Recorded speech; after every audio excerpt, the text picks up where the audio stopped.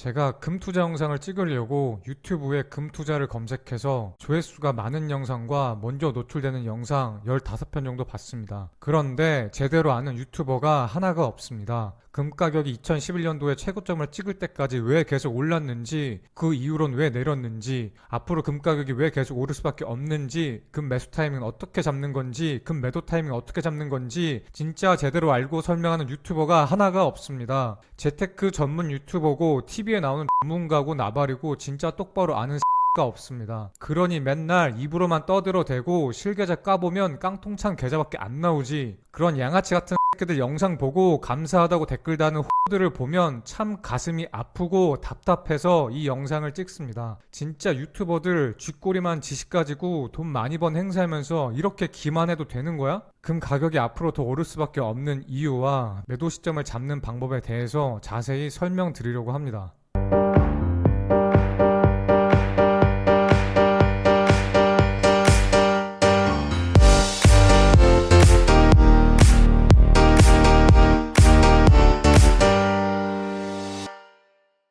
안녕하세요. 바이낸스 공식 인플루언서 매달 1억 버는 남자 매영남입니다. 유튜브에 금 투자를 검색하면 맨 위에 나온 영상에서 금이 경제위기 시 가격이 하락했다고 안전자산이 아니라고 하는데 이거는 경제학의 기본을 부정하는 말입니다.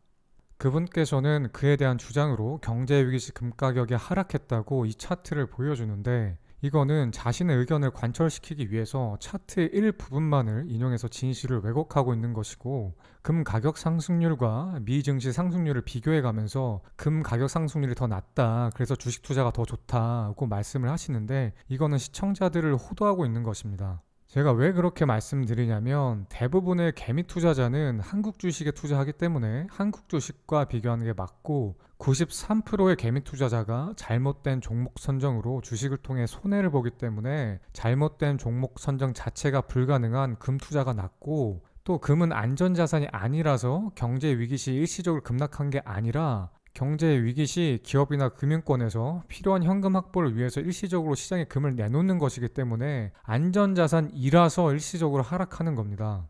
지난 영상에서 말씀드린 바와 같이 저는 이런 안전자산의 특성을 알고 있었기 때문에 지난 코로나 위기로 금값이 하락하였을 때 금을 매수했고 시청자분들께도 금 매수하기를 적극 추천드렸습니다.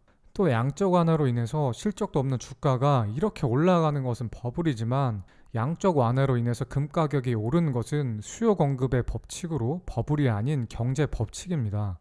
어떻게 재테크로 10억 벌었다는 분이 4만 유튜버라는 분이 저럴 수가 있는지 도저히 이해할 수가 없습니다.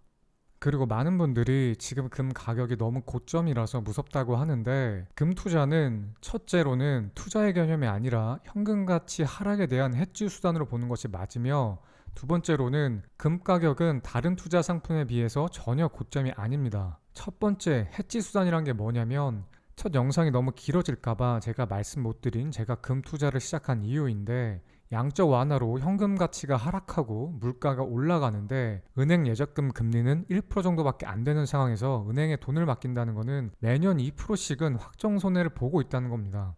그래서 저는 제가 현금으로 들고 있는 자산이 손해보는 것이 싫어서 리스크 회피 수단, 즉 해지 수단으로 금을 투자한 겁니다. 이 영상을 보고 계신 여러분들도 은행에 예적금을 들고 있다는 것은 매년 확정 손해를 보고 있다는 겁니다.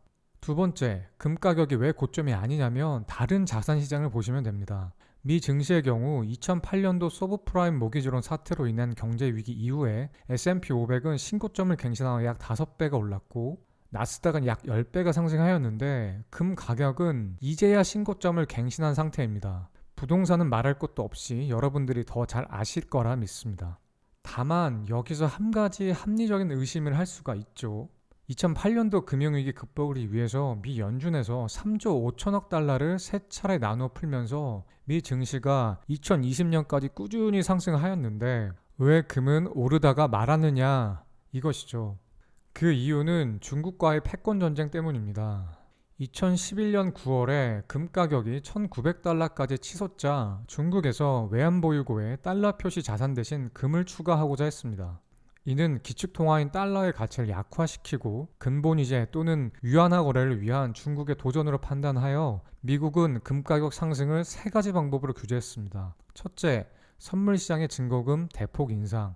두 번째 오퍼레이션 트위스트, 세 번째 대량의 금을 선물 시장에 투매.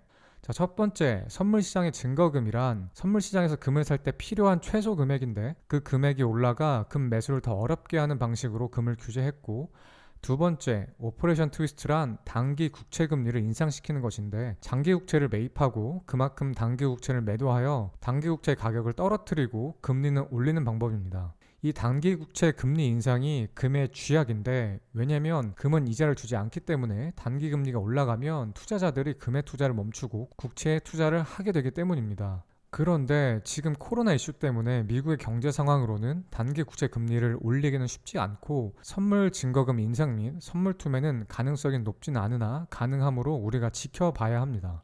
즉 정리하면 2008년도 서브프라임 모기지론 사태로 촉발된 경제 위기를 극복하고자 미 연준에서 3조 5천억 달러를 풀면서 수요 공급의 법칙에 따라 금 가격은 상승하였다.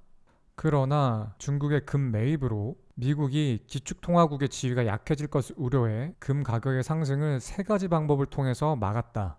2020년 현재 코로나 사태로 촉발된 경제 위기를 막고자 2008년도 경제 위기 대비 3배에 가까운 9조 달러를 풀면서 금값의 상승은 시작되었는데, 2008년도와 같이 미국이 단기 금리 상승과 같은 적극적인 규제안을 펼치긴 어려운 상황이고 소극적인 규제 방안인 선물 증거금 상승과 금 투매의 방법이 남아있다.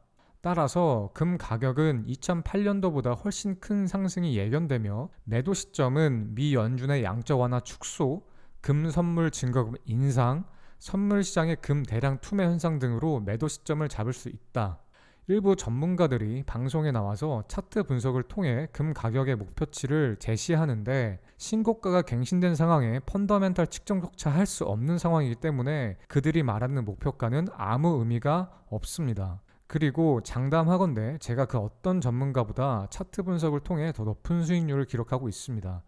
금의 목표 가격은 차트 분석을 통해서가 아닌 미 연준과 정부의 행보를 통해 추론해내야 하며, 여러분들이 제가 앞서 말씀드린 연준의 양적 완화 축소, 금 선물 증거금 인상, 선물 시장의 금 대량 투매 현상들을 뉴스에 검색해 보시고 직접 타이밍을 잡으실 수 있습니다. 마지막으로 금 투자는 단기적으로 매매 차익을 얻기 위해서보다는 나의 현금 가치가 매년 떨어지는 것을 해지하는 수단으로 장기적으로 투자해야 합니다. 오늘 매영남은 여기까지입니다. 이 영상이 도움이 되셨다면 구독해주시고 이 영상을 주변에 공유해주세요. 여러분들이 공유해주시면 수익은 제가 도와드리겠습니다. 고맙습니다.